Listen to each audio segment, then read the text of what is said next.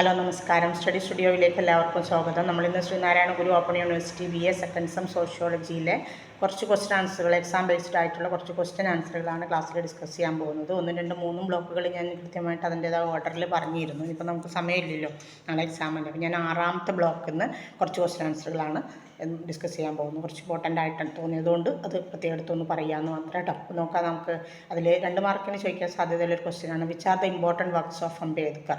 അംബേദ്കറുടെ പ്രധാന രചനകൾ ഏതെല്ലാമാണ്? ഒന്നാമത്തത് ദ അൺടച്ചബിൾസ്. എന്ന് പറഞ്ഞാൽ അദ്ദേഹത്തിൻ്റെ പ്രധാന കൃതികൾ ചോദിക്കുമ്പോൾ സ്റ്റേറ്റ് ആൻഡ് മൈനോറിറ്റീസ് അറിയണം, രാഷ്ട്രവും ന്യൂനപക്ഷങ്ങളും. രണ്ടാമത്തത് ഇമാൻസിപ്പേഷൻ ഓഫ് ദ അൺടച്ചബിൾസ്, തൊട്ടുകൂടാത്തവരുടെ വിമോചനം. പിന്നെ അനിഹിലേഷൻ ഓഫ് കാസ്റ്റ്, ജാതി ഉന്മൂലനം. ഇത് 3 അദ്ദേഹത്തിൻ്റെ പ്രധാന കൃതികൾ.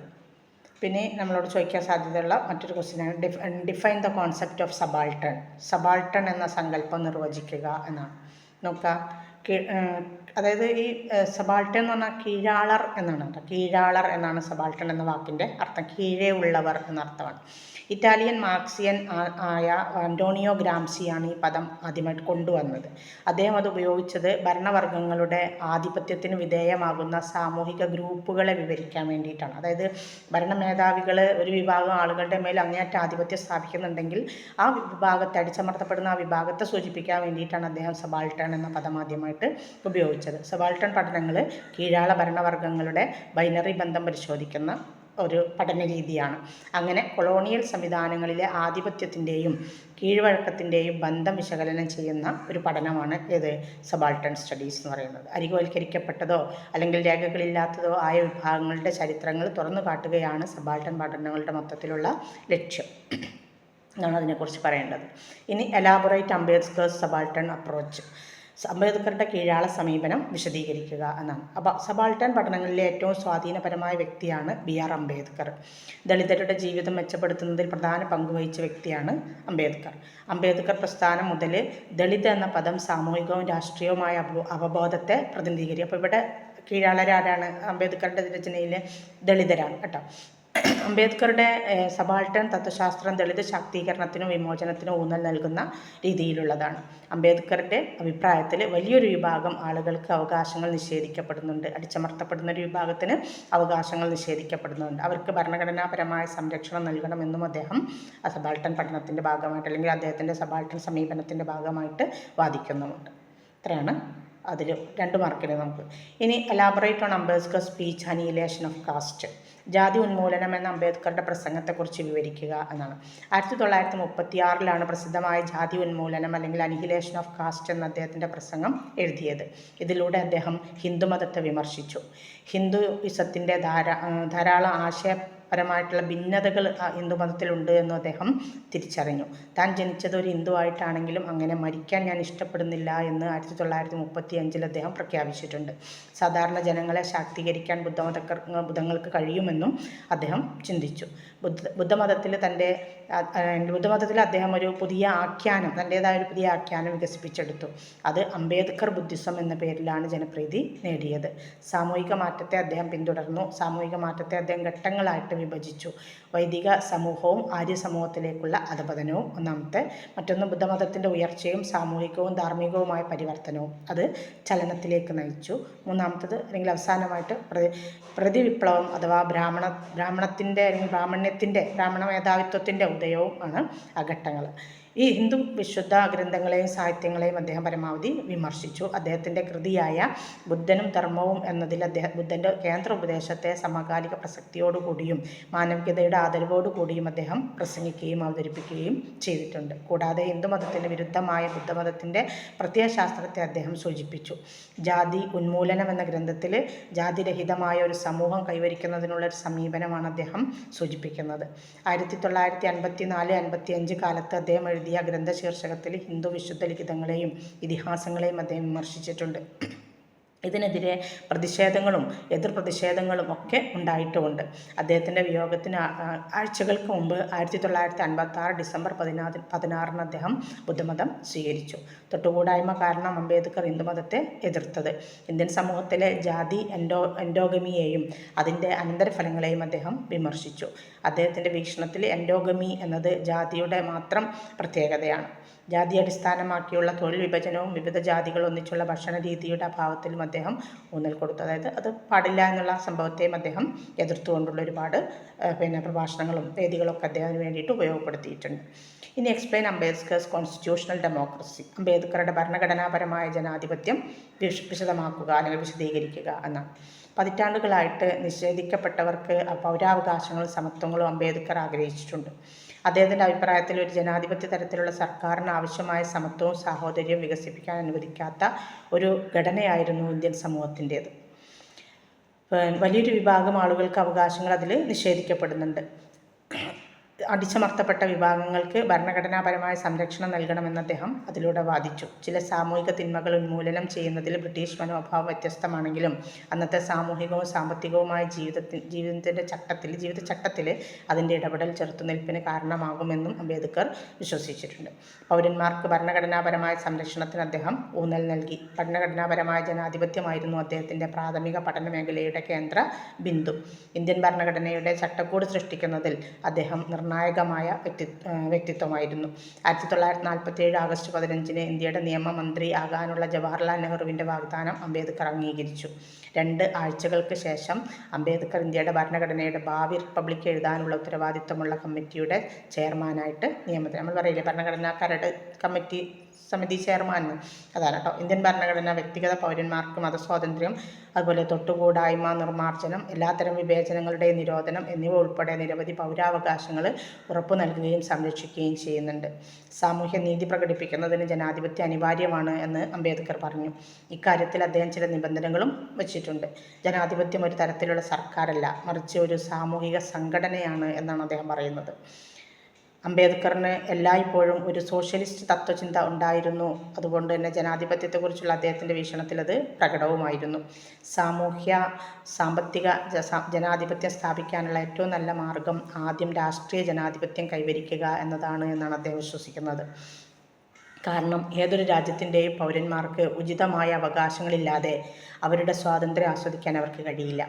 നമ്മുടെ ഭരണഘടനയുടെ ആമുഖത്തിൽ പറഞ്ഞ സമത്വവും സാഹോദര്യവുമായ ലക്ഷ്യങ്ങൾ കൈവരിക്കുന്നതിന് ജനാധിപത്യം ഏറ്റവും പ്രധാനമാണ്.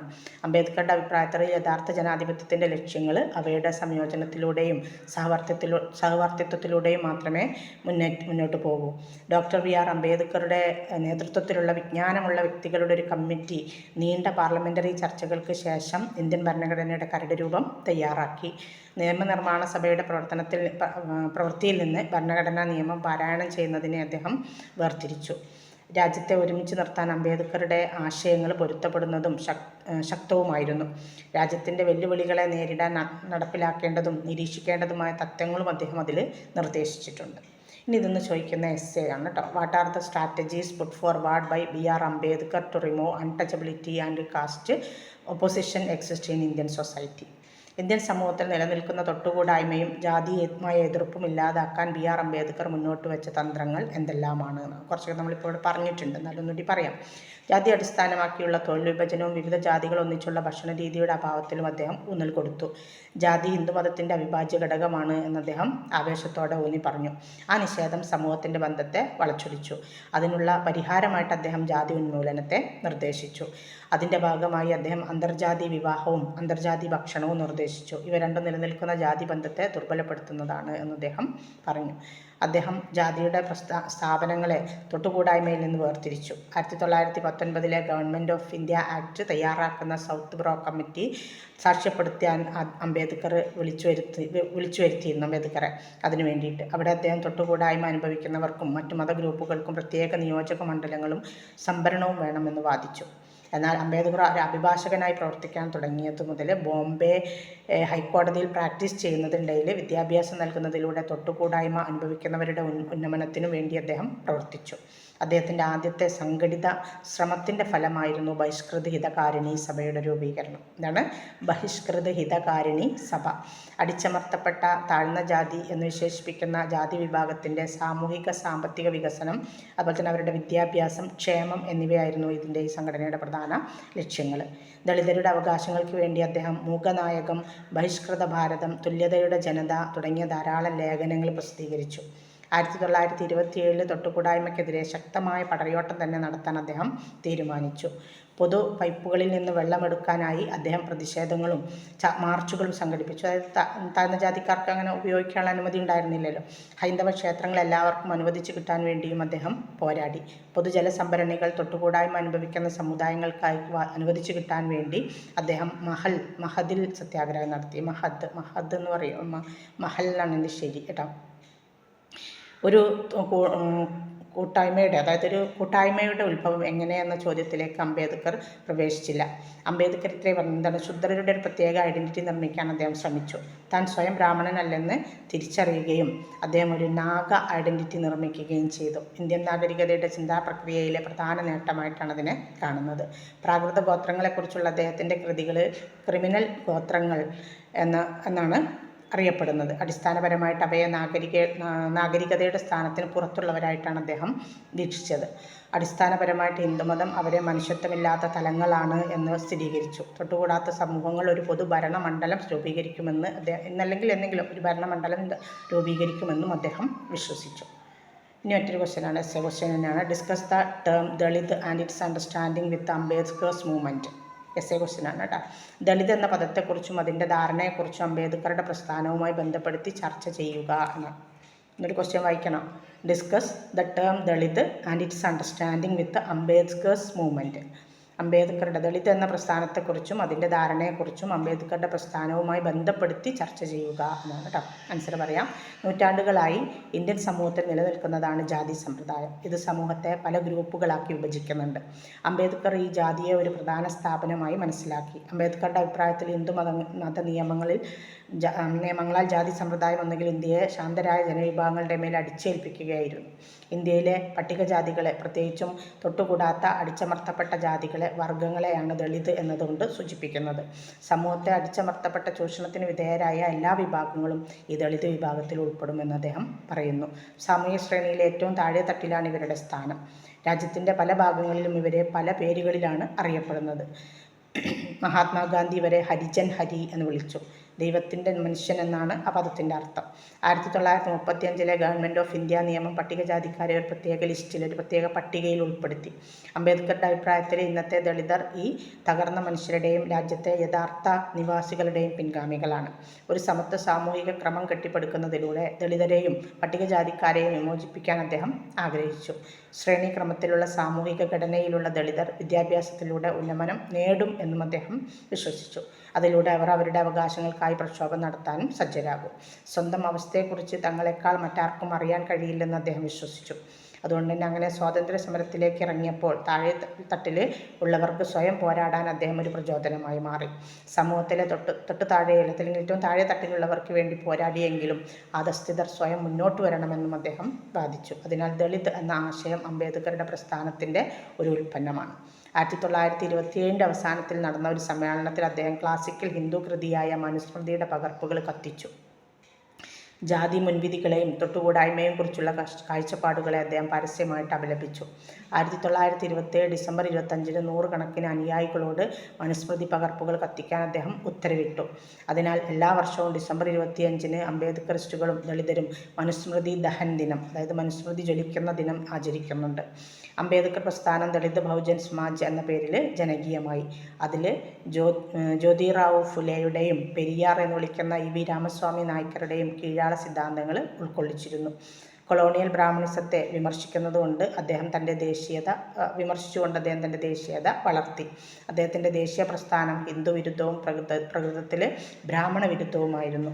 ജാതികളോ വർഗ്ഗങ്ങളോ ഇല്ലാത്ത സമത്വ സമൂഹം സൃഷ്ടിക്കാൻ ഉദ്ദേശിച്ചുള്ളതായിരുന്നു അദ്ദേഹത്തിൻ്റെ ദേശീയത. അംബേദ്കർ ദളിത് പ്രശ്നങ്ങൾ പഠിച്ച് പ്രകടനാത്മകമായ സമീപനത്തിലൂടെയാണ് മുന്നോട്ട് നീങ്ങിയത്. ഫ്രഞ്ച് വിപ്ലവത്തിലെ സാഹോദര്യം എന്ന ആശയത്തിൽ നിന്ന് അദ്ദേഹം പ്രചോദനം ഉൾക്കൊണ്ടു. സമത്വത്തിൻ്റെയും ആദരവിൻ്റെയും ഒരു സമൂഹത്തെക്കുറിച്ചുള്ള സങ്കല്പമായിരുന്നു അദ്ദേഹം പരിഗണിച്ചത്.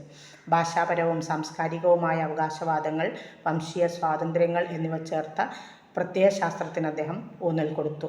ന്യൂനപക്ഷങ്ങൾക്ക് വേണ്ടിയുള്ള പ്രത്യേക പരിഗണന ജനാധിപത്യത്തെ വളർത്തിയെടുക്കുമെന്നതിന് അദ്ദേഹം ഊന്നൽ കൊടുക്കുകയും അതിനെ വളർത്തിയെടുക്കാൻ വേണ്ടിയുള്ള ശ്രമങ്ങൾ അദ്ദേഹത്തിൻ്റെ കാലഘട്ടത്തിൽ നടക്കുകയും ചെയ്തിട്ടുണ്ട്. ഇപ്പോൾ നമ്മൾ 6ാമത്തെ ബ്ലോക്കിൽ നിന്ന് നമുക്ക് പ്രതീക്ഷിക്കാവുന്ന 2 എസ്സേകളാണത് കേട്ടോ. അപ്പോൾ അത് നമുക്ക് പഠിച്ചു വെക്കുക. നിങ്ങളെ സംബന്ധിച്ചിടത്തോളം ഏത് ഭാഗത്തുനിന്നും ക്വസ്റ്റ്യൻ വരാമെന്നുള്ള രീതിയാണ്. അപ്പോൾ നിങ്ങൾ മുൻ കഴിഞ്ഞു പോയ ആളുകൾക്ക് ഫസ്റ്റ് പാർട്ടിൽ നിന്നാണ് കൂടുതൽ ക്വസ്റ്റ്യൻസൊക്കെ വന്നിട്ട് കണ്ടിട്ടുള്ളത്. അപ്പോൾ നിങ്ങൾ കഴിയുന്നിടത്തോളം പഠിച്ച് എസ്സേസൊക്കെ പഠിച്ചിട്ട് പോവാം.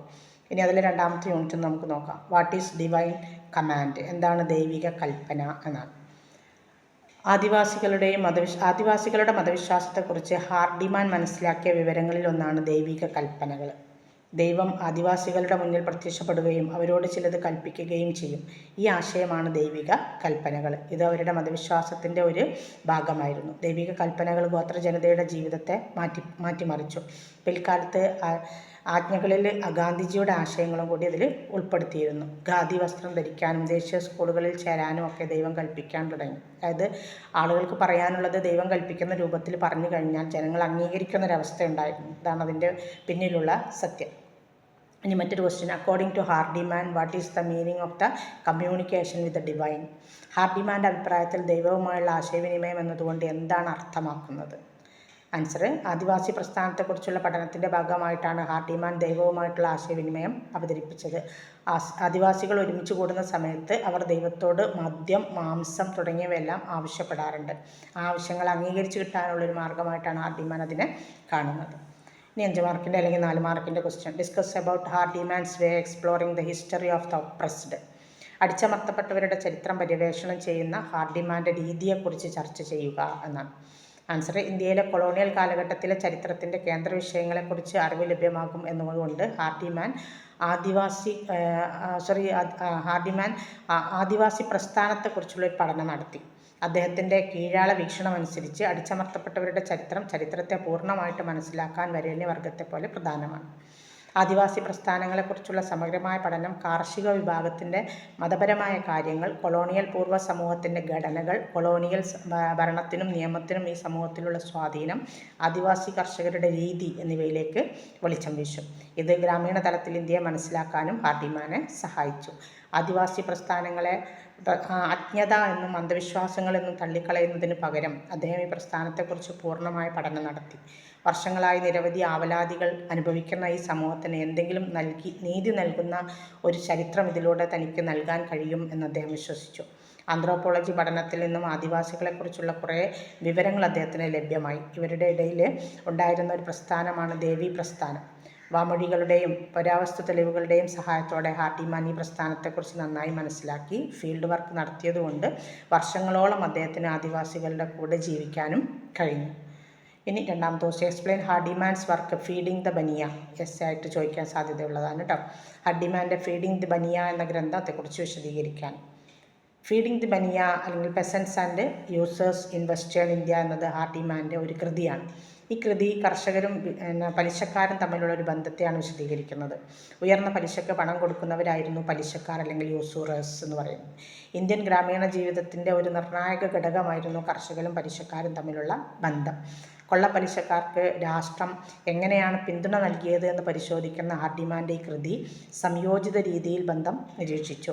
സാമ്പത്തികവും പ്രത്യയശാസ്ത്രപരവുമായൊരു ശക്തി ബനിയകൾ എങ്ങനെ വളർന്നു എന്നും അതിൽ അന്വേഷിക്കുന്നുണ്ട്. പലിശക്കാരെ കുറിച്ച് പറയാം ആദ്യം. ഇന്ത്യൻ ഗ്രാമങ്ങളിലെ ഒരു സാധാരണ പ്രവർത്തനമായിരുന്നു പലിശക്കാർ ഉയർന്ന പലിശക്ക് ഗ്രാമവാസികൾക്ക് പണം കടം കൊടുക്കുക എന്നുള്ളത്. ബാങ്കുകളും മറ്റ് ധനകാര്യ സ്ഥാപനങ്ങളും പോലുള്ള സ്ഥാപനപരമായ വായ്പയുടെ വരവുണ്ടായിട്ട് പോലും ഇന്ത്യയുടെ മിക്ക ഭാഗങ്ങളിലും പണമിടപാടിന്മേൽ പലിശക്കാർ തങ്ങളുടെ നിയന്ത്രണം നിലനിർത്തിയിരുന്നു. പണമിടപാടുകാരെ സഹുക്കാർ എന്നാണ് വിളിച്ചിരുന്നത്. അതായത് സത്യപ്രവർത്തികൾ ചെയ്യുന്നവർ എന്നാണ് അവർ വിശേഷിപ്പിക്കുന്നത്. ഭൂരിഭാഗം പ്രദേശങ്ങളിൽ ഈ തൊഴിൽ ചെയ്യുന്ന പ്രത്യേക ജാതികൾ തന്നെ ഉണ്ടായിരുന്നു. ഗ്രാമങ്ങളിൽ ജാതിയെ ബഹുമാനിച്ചിരുന്നു. ഈ നിയന്ത്രണം സാമ്പത്തിക അടിസ്ഥാനത്തിൽ മാത്രമുള്ള ഒന്നായിരുന്നില്ല. ഈ നിയന്ത്രണം നിലനിർത്തുന്നതിൻ്റെ സാമൂഹികവും രാഷ്ട്രീയവും സാംസ്കാരികവുമായ വശങ്ങൾ പരിശോധിക്കാൻ ഹാർഡിമാൻ ചരിത്രകാരന്മാരോട് ആവശ്യപ്പെട്ടു. കർഷകർക്ക് പലിശക്കാരുമായിട്ടുള്ള ബന്ധം പെസൻ്റ് യൂസുറേഴ്സ് റിലേഷൻഷിപ്പ് എന്ന് പറയുക കേട്ടോ. ഇന്ത്യയുടെ സാമൂഹിക സംഘാടനത്തിൽ ജാതിക്കും മതപരമായ പ്രവർത്തനങ്ങൾക്കും ഏറെ പ്രാധാന്യം ഉണ്ടായിരുന്നു. കർഷകർ സൗക്കാരുകളെ നന്നായി ഉപയോഗപ്പെടുത്തിയിരുന്നു. കൃഷി അഭിവൃദ്ധിപ്പെടുത്താനും പലപ്പോഴും ഗവൺമെൻറ്റിന് കൊടുക്കേണ്ട നികുതി കൊടുക്കാനും ഇവർ പലിശക്ക് പണം വാങ്ങിച്ചു. പിന്നീട് ഇത് തിരിച്ചടക്കാൻ കഴിയാതെ പല കർഷകരും തങ്ങളുടെ സേവനം തന്നെ ഇവർക്ക് അടിയറ വെക്കേണ്ട അവസ്ഥയിൽ വരെ എത്തിയിട്ടുണ്ട്. ഇന്ത്യയിൽ ഈ പലിശക്കാർക്ക് വലിയ പിന്തുണ ലഭിച്ചു. അവരെന്ത് ചെയ്തു? അവരതൊരു പ്രത്യേക തൊഴിലാക്കി വികസിപ്പിക്കുകയും ചെയ്തു. പലിശക്കാർ കർഷകരിൽ ചുമത്തുന്ന നികുതി നിയന്ത്രിക്കുന്നതിന് ഗവൺമെൻറ് ഭാഗത്തുനിന്ന് യാതൊരു നടപടിയും ഉണ്ടായിരുന്നില്ല. ഭരണവിഭാഗവുമായി സൗക്കാറുകൾക്ക് വളരെ അടുത്ത ബന്ധമാണ് ഉണ്ടായിരുന്നത്. സൗക്കാറുകളുടെ ജാതികൾക്ക് വലിയ ബഹുമാനവും ലഭിച്ചിരുന്നു. ഇനി ബനിയ പലിശക്കാരെക്കുറിച്ച്. ബനിയ ഗോത്രമാണ് കേട്ടോ. ഇന്ത്യയും പടിഞ്ഞാറൻ മേഖലയിൽ പ്രത്യേകിച്ചും ഗുജറാത്തിലും രാജസ്ഥാനിലും പലിശ നിയന്ത്രിച്ചിരുന്ന ബനിയ ജാതികളായിരുന്നു. ബനിയകൾ പൊതുവെ ബിസിനസ് കുടുംബങ്ങളായിരുന്നു. ഈ ജാതിയിലെ ആൺകുട്ടികളെല്ലാം ചെറിയ പ്രായത്തിൽ തന്നെ ബിസിനസ്സിൽ പരിശീലനം നേടിയവരായിരിക്കും. അതുകൊണ്ട് തന്നെ ബഹുമാനിക്കപ്പെടുന്ന ഒരു ജാതിയായിരുന്നു ബനിയ ജാതി.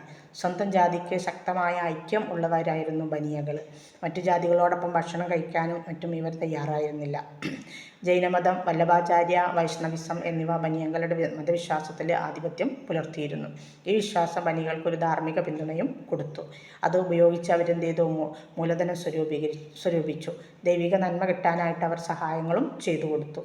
അതായത് ചാരിറ്റി പ്രവർത്തനങ്ങളും നടത്തി.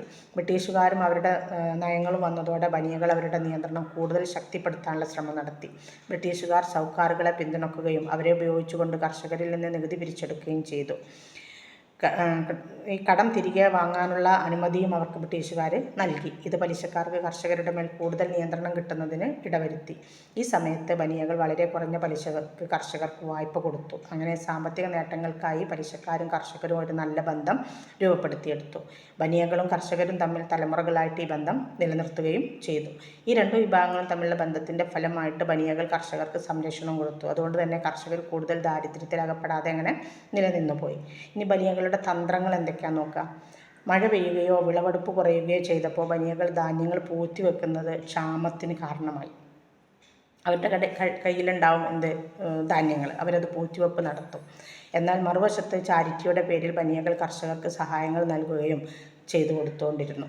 തങ്ങളുടെ പൂഴ്ത്തിവെപ്പ് കൊണ്ടാണ് ഈ ക്ഷാമങ്ങൾ ഉണ്ടായതെന്ന വസ്തുത അവർ അവഗണിക്കുകയും ക്ഷാമകാലത്ത് കർഷകരുടെ രക്ഷകരായിട്ട് പ്രവർത്തിക്കുകയും ചെയ്തു. എന്നാൽ ഈ അനീതിക്കും ചൂഷണത്തിനുമെതിരെ ചെറുത്തുനിൽപ്പുണ്ടായി. ഡക്കാനിലെ കലാപങ്ങളും ബനിയ ചൂഷണത്തിനെതിരായ മറ്റ് കലാപങ്ങളും സഹ്യാദ്രിയിലൊക്കെ കലാപങ്ങളും ചെറുത്തുനിൽപ്പുകളൊക്കെ ഉണ്ടായിട്ടുണ്ട്. ഇതിനെക്കുറിച്ചൊക്കെ ഹാർഡിമാൻ പഠിച്ചു.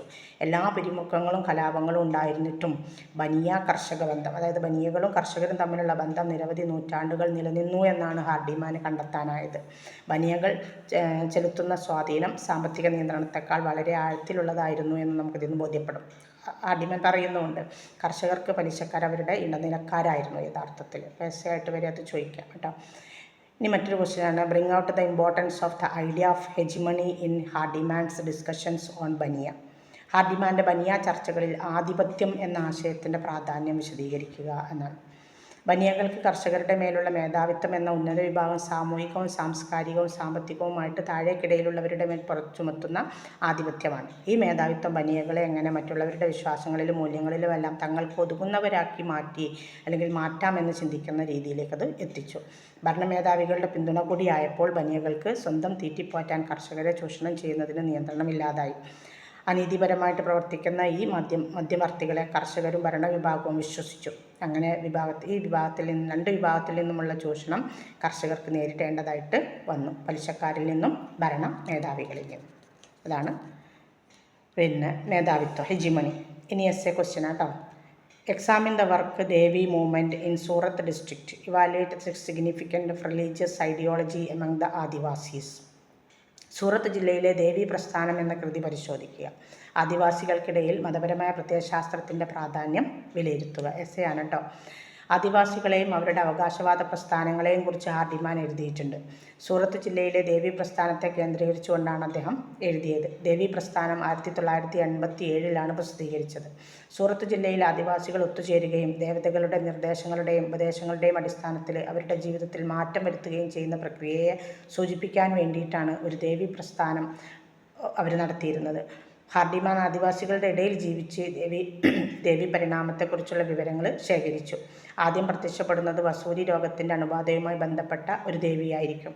കാലക്രമേണ മോശം വിളകൾ, വരൾച്ച, സ്വാതന്ത്ര്യം അല്ലെങ്കിൽ സ്വാതന്ത്ര്യ പ്രസ്ഥാനങ്ങൾ പോലുള്ള പ്രകൃതി ദുരന്തങ്ങൾ തുടങ്ങിയ അക്കാലത്തെ വെല്ലുവിളികളുമായിട്ട് ഈ ദേവി പരിണമിച്ചു. ഗോത്രക്കാരുടെ ഇടയിൽ വലിയ മാറ്റം വരുത്താൻ ഈ ദേവി പ്രസ്ഥാനത്തിന് കഴിഞ്ഞിട്ടുണ്ടെന്ന് ഹാർഡിമാൻ കണ്ടെത്തി. ഈ പഠനത്തിലൂടെ ആദിവാസികളുടെ മതവിശ്വാസങ്ങളെക്കുറിച്ചുള്ള വിവരങ്ങൾ കൂടി അദ്ദേഹത്തിന് മനസ്സിലാക്കാനുമായി. ദൈവവുമായുള്ളൊരു ആശയവിനിമയം അവർ നടത്തുകയാണെന്ന് അദ്ദേഹം കണ്ടെത്തി. അതായത് ആദിവാസികൾ ഒത്തുകൂടുന്ന സമയത്ത് അവർ ദേവതയോട് മദ്യം, മാംസം തുടങ്ങിയവയ്ക്ക് വേണ്ടി ആവശ്യപ്പെടും. ദൈവിക കൽപ്പനകളാണ് രണ്ടാമത്തത് അവരുടെ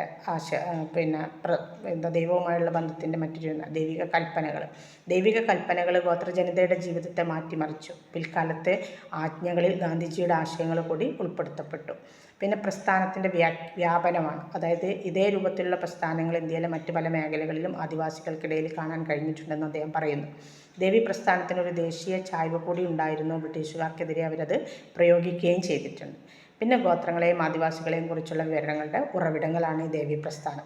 അക്കാലത്തെ മേഖലകളിലും ആന്ത്രോപോളജി റിപ്പോർട്ടുകളിലും പോലും ആദിവാസികളെക്കുറിച്ചോ അവരുടെ പ്രസ്ഥാനങ്ങളെക്കുറിച്ചോ വിവരങ്ങളില്ലായിരുന്നു. ഔദ്യോഗിക രേഖകളും അവരുടെ വിവരങ്ങൾ ലഭ്യമായിരുന്നില്ല. സോഷ്യലിസ്റ്റ് ചരിത്രകാരന്മാരോടും ദേശീയ ചരിത്രകാരന്മാരുടെയും രചനകളിലും ഇവരെക്കുറിച്ചുള്ള വിവരങ്ങൾ യാഥാർത്ഥ്യമായിരുന്നില്ല. അപ്പോൾ ശക്തമായ സംഘർഷങ്ങളിലൂടെ അവരുടെ സാമ്പത്തിക പിന്നോക്കാവസ്ഥയും നിരാശയും മാറ്റിയെടുക്കാൻ കഴിയുമെന്ന് ഹാർഡിമാൻ പറയുന്നുണ്ട്. ഹാർഡിമാൻ്റെ പഠനത്തിൻ്റെ കൂടുതൽ മാനങ്ങൾ മതപരമായ വസ്തുതകൾ നൽകുന്നുണ്ട്. ആദിവാസികളെ പ്രജകളായി കാണാനും കീഴാള വിഭാഗങ്ങളുടെ രാഷ്ട്രീയ പ്രവർത്തനങ്ങളെ അറിയിക്കുന്ന ബോധത്തെ പഠിക്കാനുമാണ് ഈ കൃതിയിലൂടെ ഹാർഡിമാൻ ശ്രമിക്കുന്നത്. സ്വന്തം ജീവിതവുമായി ബന്ധപ്പെട്ട ഈ രാഷ്ട്രീയ പ്രവർത്തനങ്ങളുടെ തുടക്കക്കാർ ആദിവാസികളാണെന്ന് അദ്ദേഹം അംഗീകരിക്കുന്നുണ്ട്. മതവിശ്വാസങ്ങളെയും ആചാരങ്ങളെയും ഈ അവബോധം പ്രചരിപ്പിക്കാനുള്ള ഉപകരണമായിട്ടാണ് അദ്ദേഹം കണ്ടത്. ഇനി ചരിത്രപരമായ പ്രാധാന്യം ചോദിച്ചാലോ, ഒറ്റപ്പെട്ട് ജീവിക്കുന്ന നാടോടികളും വേട്ടയാടുന്നവരുമായ ആദ്യകാല നിവാസികൾ എന്നറിയപ്പെടുന്ന ആദിവാസികൾ കെട്ടിപ്പടുക്കുന്ന വിവിധ സ്റ്റീരിയോ ടൈപ്പുകളെക്കുറിച്ച് ഹാർഡിമാൻ ചർച്ച ചെയ്തു. മാറ്റമില്ലാതെ തുടരുന്ന പ്രവൃത്തികളെയാണ് സ്റ്റീരിയോ ടൈപ്പ് എന്ന് പറയുക കേട്ടോ. ആദിവാസികൾ യഥാർത്ഥ നിവാസികളല്ലെന്നും കുടിയേറ്റക്കാരാണെന്നും അദ്ദേഹം പറയുന്നുണ്ട്. ജീവിത രീതിയെ സംബന്ധിച്ചിടത്തോളം എല്ലാ ആദിവാസി വിഭാഗങ്ങളും വേട്ടയാടുന്നവരോ നാടോടികളോ അല്ല. പല സമുദായങ്ങളും സ്ഥിരതാമസമാക്കിയ കർഷക രീതികൾ പിന്തുടർന്നിരുന്നു. ആദിവാസികളുടെ ചരിത്രം അവരുടെ ഭരണാധികാരികളുടെ ചരിത്രം പോലെ തന്നെ സമ്പന്നവും സങ്കീർണവുമാണെന്നും ഇന്ത്യയുടെ ചരിത്ര പഠനത്തിൽ കൂടുതൽ ശ്രദ്ധ ആവശ്യമാണ് എന്നും ഹാർഡിമാൻ പറഞ്ഞു. ഇനി ഉയർന്ന താഴ്ന്ന പ്രത്യാഘാതങ്ങൾ. ആദിവാസികളെ വിളിക്കാൻ ഉപയോഗിക്കുന്ന പല പേരുകളും അവർക്കിഷ്ടമല്ല. ഇന്ത്യയിൽ വന്ന വനവിസ്തൃതി കുറഞ്ഞതോടെ വനപ്രദേശങ്ങളിൽ താമസിക്കുന്ന ആദിവാസികളുടെ എണ്ണവും കുറഞ്ഞു. ഗോത്രം എന്ന പദത്തെ സംബന്ധിച്ചിടത്തോളം അത് ആദിവാസികളെ വംശീയമായി സ്വീകരിക്കുന്നതിനെ സൂചിപ്പിക്കുന്ന പരിണാമപരമായ അർത്ഥങ്ങളാണ് ഉൾക്കൊള്ളുന്നത്. പരിഷ്കൃതരെന്ന അല്ലെങ്കിൽ നിലവിലുള്ള പരിഷ്കൃതരെ പോലെ ആധുനിക മനുഷ്യരെ പോലെയോ നവീകരിക്കാനോ പരിഗണിക്കാനോ അല്ലെങ്കിൽ പരിണമിക്കാനോ കഴിയാതെ പരാജയപ്പെട്ടൊരു വിഭാഗമായിട്ട് ആദിവാസികളെ പരാമർശിക്കാനും ഗോത്രം എന്ന പദം ഉപയോഗിച്ചിട്ടുണ്ട്. അപ്പോൾ ഇതെല്ലാം ആദിവാസികളുടെ താഴ്ന്ന നിലയെയാണ് സൂചിപ്പിക്കുന്നത്. പിന്നെ ഇൻ്റർ ഔട്ട്സൈഡർ ഇംപ്ലിക്കേഷനാണ്. അതെന്ന് വെച്ചാൽ അകത്ത് പുറത്ത് എന്നുള്ള സൂചന. കൊളോണിയൽ ഭരണത്തിൻ്റെ ഫലമായാണ് ആദിവാസി സ്വത്വം വികസിച്ചത്. ഉടമകളും പണമിടപാടുകാരും അതുപോലെ വ്യാപാരികളും പുതിയതായി വന്ന കൊളോണിയൽ അധികാരികളും ആദിവാസികളെ കൂടുതൽ ചൂഷണം ചെയ്തു. ഈ സമുദായങ്ങളുടെ ചരിത്രപരമായ വികാസം ആദിവാസി എന്ന പദവുമായിട്ട് കൂടുതൽ ബന്ധപ്പെട്ടിരിക്കുന്നു. ഇന്ത്യയിലെ കൊളോണിയൽ കാലഘട്ടത്തിലെ ചരിത്രത്തിൻ്റെ കേന്ദ്ര വിഷയങ്ങളെക്കുറിച്ചുള്ള അറിവ് ലഭ്യമാകുമെന്നതുകൊണ്ട് ഹാർഡിമാൻ ആദിവാസി പ്രസ്ഥാനത്തെക്കുറിച്ചുള്ള ഒരു പഠനം നടത്തി. അദ്ദേഹത്തിൻ്റെ കീഴാള വീക്ഷണം അനുസരിച്ച് അടിച്ചമർത്തപ്പെട്ടവരുടെ ചരിത്രവും ചരിത്രത്തെ പൂർണ്ണമായിട്ട് മനസ്സിലാക്കാൻ വരേണ്യവർഗത്തെ പോലെ പ്രധാനമാണ്. അതായത് നമ്മൾ ഉയർന്ന വർഗത്തിൻ്റെ ചരിത്രം എങ്ങനെ പഠിക്കുന്നോ അതേപോലെ തന്നെ നമ്മുടെ പ്രദേശത്തിൻ്റെ ചരിത്രം പഠിക്കാൻ ആരുടെ ചരിത്രവും പ്രധാനമാണ്, കീഴാള വിഭാഗത്തിൻ്റെയും ചരിത്രം പ്രധാനമാണ്. ആദിവാസി പ്രസ്ഥാനങ്ങളെക്കുറിച്ചുള്ള സമഗ്രമായ പഠനം, കാർഷിക വിഭാഗത്തിൻ്റെ മതപരമായ കാര്യങ്ങൾ, കൊളോണിയൽ പൂർവ്വ സമൂഹത്തിൻ്റെ ഘടനകൾ, കൊളോണിയൽ ഭരണത്തിനും നിയമത്തിനും ഈ സമൂഹത്തിൽ നിന്നുള്ള സ്വാധീനം, ആദിവാസി കർഷകരുടെ രീതികൾ എന്നിവയെക്കുറിച്ചൊക്കെയുള്ള വിവരങ്ങൾ നമുക്ക് ലഭ്യമാക്കും. ഇത്രയൊക്കെയാണ് ഈ 2 യൂണിറ്റുകളിൽ നിന്ന്, 6ാമത്തെ ബ്ലോക്കിലെ 2 യൂണിറ്റുകളിൽ നിന്നായിട്ട് നമുക്ക് പഠിക്കാനുള്ളത്. നാളെയാണ് എക്സാം എന്ന് മനസ്സിലാക്കുന്നത്. നന്നായിട്ട് പഠിക്കുക. Wish you all the best കേട്ടോ.